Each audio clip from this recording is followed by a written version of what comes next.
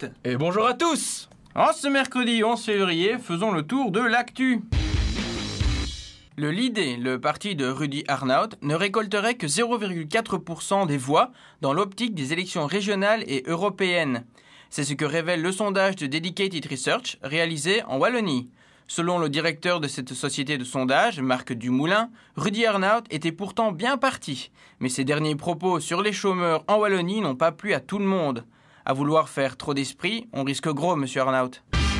Le côté obscur de la Belgique risque de faire irruption entre décembre 2008 et décembre 2009. La crise s'étant aggravée, la Banque nationale de Belgique annonce un recul du PIB belge de 1,9% et une perte de 57 000 emplois. Quant au chômage, il passerait de 7,1% à 7,8%. Et tout ça en un an. Lors de ses premières estimations, il y a 2 mois, la BNB publiait des estimations blafardes, mais pas alarmantes. À ce moment-là, les prédictions de la BNB indiquaient une décroissance de 0,2% pour le pays. Le président de la BNB, Guy Cadenne, avait malgré tout des problèmes avec ces chiffres. Et quels problèmes ? Après correction et 2 mois plus tard, conséquence d'une crise économique plus que présente, les chiffres ont une toute autre tournure. Un recul du PIB de 1,9% au lieu de 0,2% et une perte de 57 000 emplois entre 2008 et 2009. La Belgique aurait cependant un peu de chance dans son malheur. Et oui, l'inflation ne serait plus une menace. Ce sont les futurs chômeurs qui vont être contents. Je vous parle d'un temps que les moins de 20 ans ne peuvent pas connaître, où les grandes entreprises ne connaissaient pas la crise. Mais aujourd'hui, le tableau est tout autre. Petit décompte, ING liquide 2700 emplois aux Pays-Bas. Peugeot Citroën prévoit 11 000 départs en France. KBC licencie 500 employés en Pologne. Accrochez-vous, c'est pas fini. Walmart, grande surface des États-Unis, supprime 800 emplois. Et enfin, Nike va botter les fesses de 1400 postes dans le monde.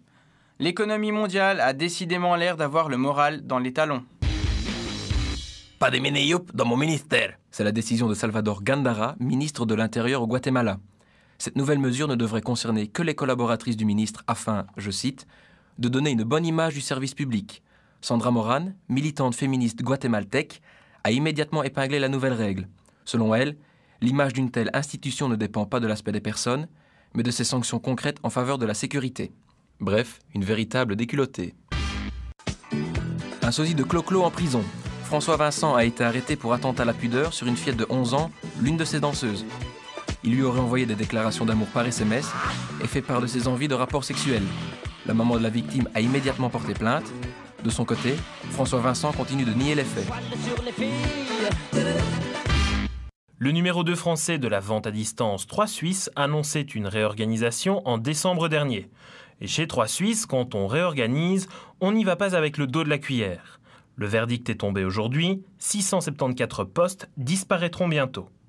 Annoncée lors d'un comité extraordinaire, cette suppression ne conduirait pourtant à aucun licenciement. Chez 3 Suisse, on ne licencie pas, on ferme. Ainsi, sur les 3000 postes que compte l'entreprise, ces postes en moins résulteront de fermetures. Excitent donc les centres d'appel, des centres de tri du courrier et des centres logistiques. La raison invoquée n'est autre que la montée des ventes en ligne dans le chiffre d'affaires. Puisqu'en décembre dernier, 3 Suisse avait démenti la suppression de 400 postes, les employés craignent d'assister dans un futur proche à des fermetures supplémentaires. Finalement, il vaut toujours mieux avoir un compte en Suisse qu'un contentieux. Annonce à notre aimable clientèle, la commande numéro 27 est prête à la boucherie. Du rififi dans les produits. Knorr, Rexona, Lipton, Signal, toutes ces marques de l'entreprise Unilever disparaissent des rayons. Mais rien que dans les magasins Delhaize. Unilever et Delhaize se chamaillent. Et ce, depuis que la chaîne de magasins Delhaize a déclaré qu'elle ne vendrait plus de produits Unilever.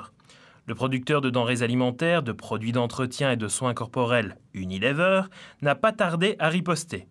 L'entreprise mène donc depuis aujourd'hui une campagne publicitaire toute particulière. Elle y recommande de continuer à acheter ses produits, mais via d'autres magasins. Toute la problématique repose sur des accords non négociés entre les deux parties. Delhaize accuse Unilever non seulement d'augmenter ses prix, mais aussi d'ajouter ses produits outsiders dans les assortiments livrés au supermarché. Comme le veut le proverbe québécois, grosse annonce, petit magasin. Enfin, un petit mot de football. Ce qui a surtout retenu notre attention ce soir lors de la joute amicale opposant la Belgique à la Slovénie, ce n'est pas tant le résultat positif engrangé par nos joueurs tricolores, mais plutôt l'organisation minutieuse d'avant-match. Rien que pour cela, nous tenions à remercier les huiles de notre Union belge de football pour tant de préparation. Car hier, ces bons vieux fonctionnaires de l'avenue du Marathon n'ont rien fait de mieux que de remplacer l'hymne national slovène par l'hymne national slovaque.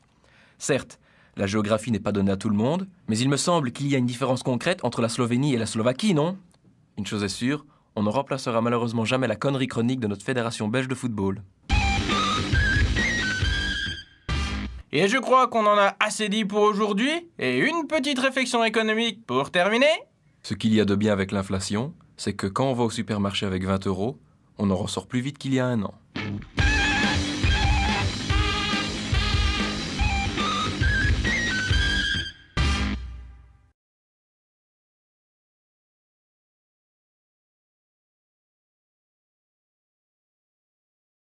Take it easy et articule chronique. Voilà sur les filles.